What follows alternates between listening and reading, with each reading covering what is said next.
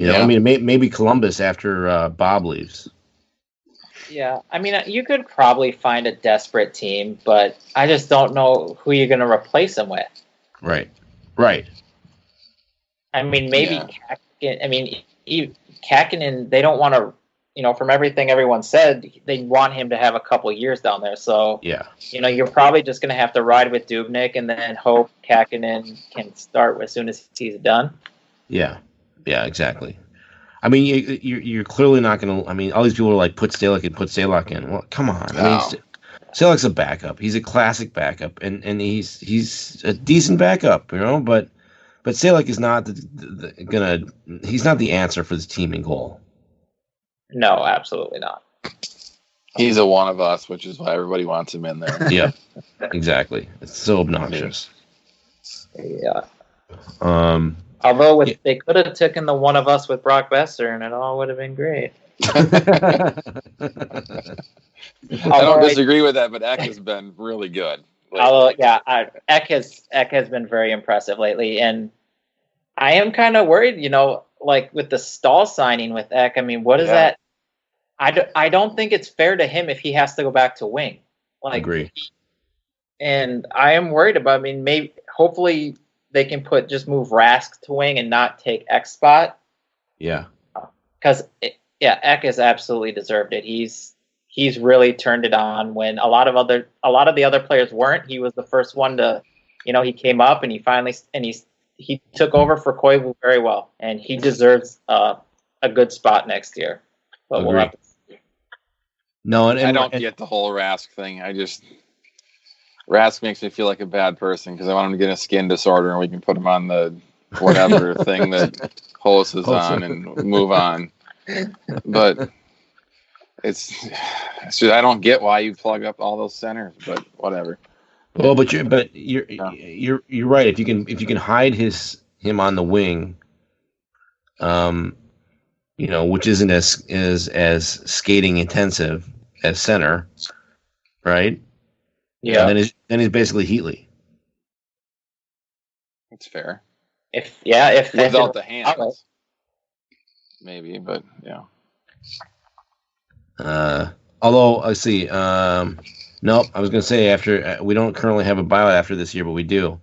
Ennis is on the hook for another. We're on the hook for Ennis for next season at 1.216. So, this team always has one buyout. So I was going. Rask could be next after one more year. Yeah. Just swap them out. Well, if you can, buy Rask out and send Aberg back to the Swedish League and move on. Yeah. 3 more years of Rask at 4 is painful. Yes. Yeah. God, that's a lot. Yeah. Now I realize it's cheaper than Nino, but that's still painful. It's not Nino's production either, though. Yeah, exactly. Yeah. But then again, Nino with a better center, right? I mean, if we can get that center, if only can we get a couple of centers.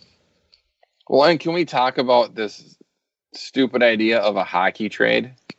Oh, is there anything more frustrating? Like, it's not about a hockey trade. It's about doing the best trade for your organization, in my book. So if they can give you another guy, take the other guy. Like, what's with the hockey trade? Like, I don't care. I want the best players.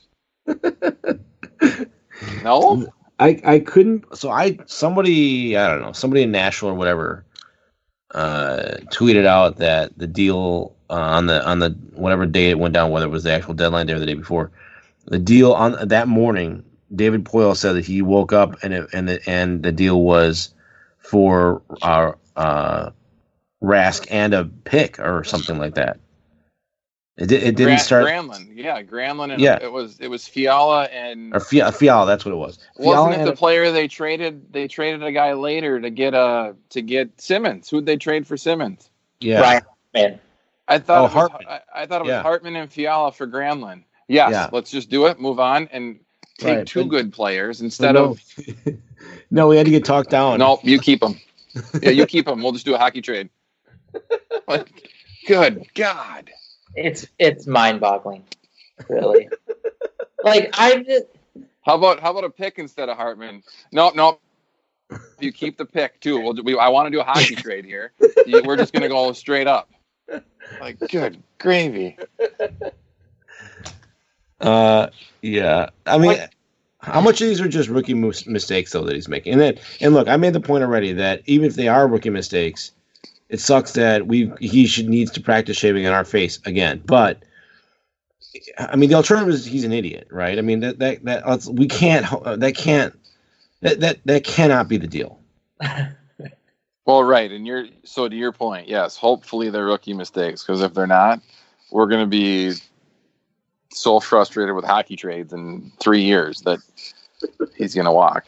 But my biggest issue is he's either somebody quoted saying that he didn't even ask for like more. Yeah. Like isn't that? I mean, I'm not a salesperson, but negotiation 101, man. You start high and then you go lower. Right? Exactly. Why? Well, and here's the other sales 101. When somebody offers you 2 for 1 and you like both players, you say yes and you move on. Like, you don't talk yourself out of the deal.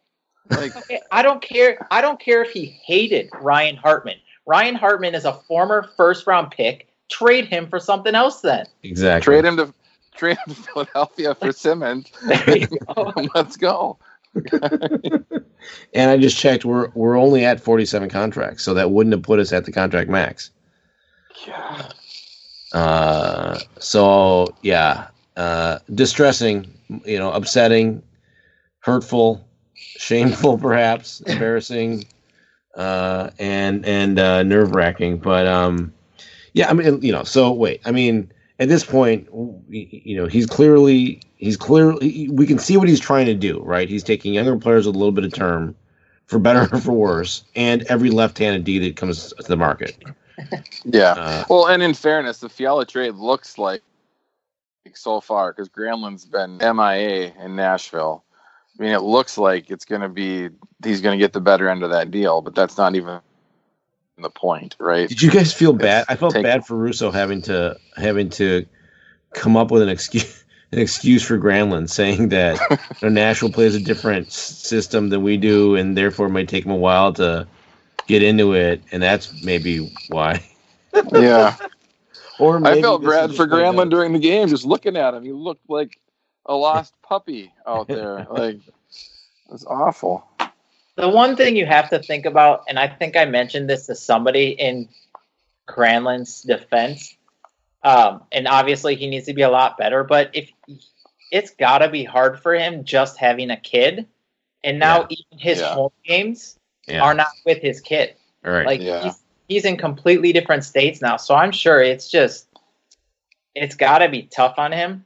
I think he will eventually pick it up and be a good fit there, but obviously right now it's looking much better for us, but I do feel bad for him. Yeah, it's like his first kid too. It's like a Zhelitsky deal, right? Wasn't he sort of down in the dumps for the first couple of while because and then only started to play and feel better once his family got to Minnesota? Yeah, that's right. Yeah, that's true. I remember that they flew his whole family in and got them somewhere to stay, didn't they? Yeah. Then you have the other edge of that is Zucker. Every time he leaves his family, he lights up the scoreboard and he comes home and disappears. But well, yeah, that's because he's got 2 or 3 kids, right? Right. Fair. Yeah. Who we haven't talked about is Charlie. Is he still pointless since he got to Boston? I believe, unless you got a point tonight, I believe he's still pointless. Man. Yeah. That's tough. And now, if anything, there's more pressure on him there, right? I would 100%. 100%, yeah. Yeah. And at what point do you just call him what he is? Probably a really good fourth liner that might put the puck in the net every so often. I mean, but he's making $3 million. Well, I get that part of it. Yeah, he's got to be a third liner at worst, and with that kind of contract. So, but that team is hotter than hell right now. I mean, what did they finish at tonight? But I mean, before today, points in 19 straight. So, whatever he's not doing, don't change it, I guess. Yeah. That's tough though. So I mean, look at the final analysis. the guy that I'm most bummed about losing right now, obviously, is Nino, but he wasn't. He was in the fourth line here. Yeah. And whether or not that was deserved, that's where he was going to play, at least with Bruce around in this current roster. So we were never going to get this kind of production from him. I don't think. No, I agree. We don't have the type of playmaker that he's playing with out there. Right. And he's also on the correct wing now, I believe. Yes. So. And you guys are hockey guys more than I am. Is that on Bruce, or is that on Fenton, or is that on everybody? Like, why can't Nino be on the wing that he should be on when he was scoring for us? And now he leaves and he's on his wing again. He's scoring again. Who's that fall on? Well, I actually, first place, Boston lost in regulation to Pittsburgh, so their point streak is over at 19. And I'm looking to see if Charlie got on the score sheet. Mike, what do you think in answer to Tony's question?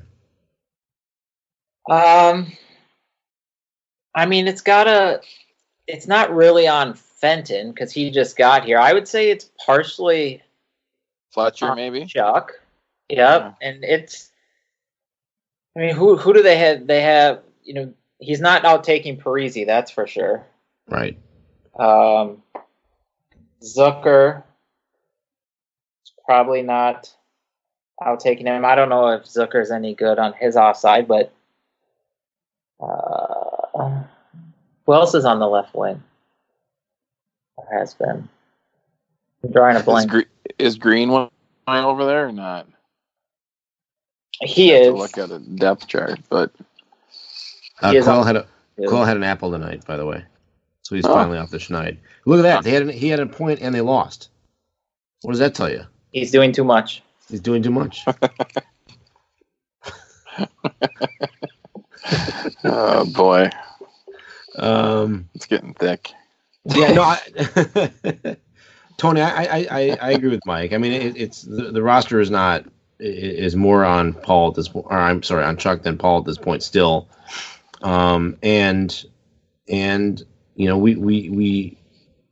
it's hard to argue. Parisi earns his minutes still. Mm-hmm. Yep. But beyond that, maybe you could say he should have played above a Greenway or something, but he didn't. That still would have put him with an Ack or a Miko or something like that on the dish, and that wasn't getting him the points. You know what I mean? So it's not like it's not like not playing, or it's not like not taking the second or third line left wing spot would have put him with Aho. Yeah, right. That's a good point. Yeah, I think Nino's just kind of somebody that needs to be in the right situation, to be playing on the right line with the right players, and it looks like he found that in Carolina, which is good for him. Yeah, good for him. I got no beef with Nino. I mean, again, it would have been great to have that production here, but if that's the case, he wouldn't have been traded, and it wasn't going to happen. So yeah, right. Hopefully we can use that cap space. What is it, $1.25 million cap space to do something positive and productive, and I wish Nino good luck. I don't have any hard feelings toward him.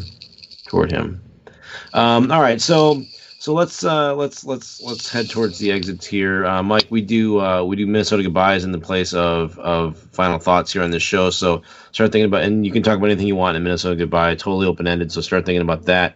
As we do that, though, I do want to mention that Tony and all the other businesses who continue to sponsor the network.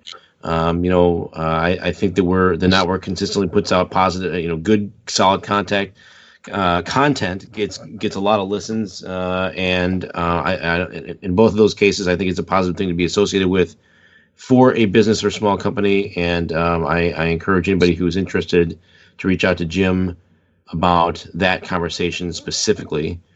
So, Tony, what's your Minnesota goodbye for this week? My Minnesota goodbye, I think, is going to be with everybody else in Minnesota, that we hope that I'm saying goodbye to this snowstorm and that it's the last snowstorm of the year. Because I'm sick of snow. I'm sick of shoveling. I'm sick of pulling my 3-year-old out of a snowbank that he can't climb out of because it's higher than he is. So hopefully Minnesota goodbye to the snowstorm.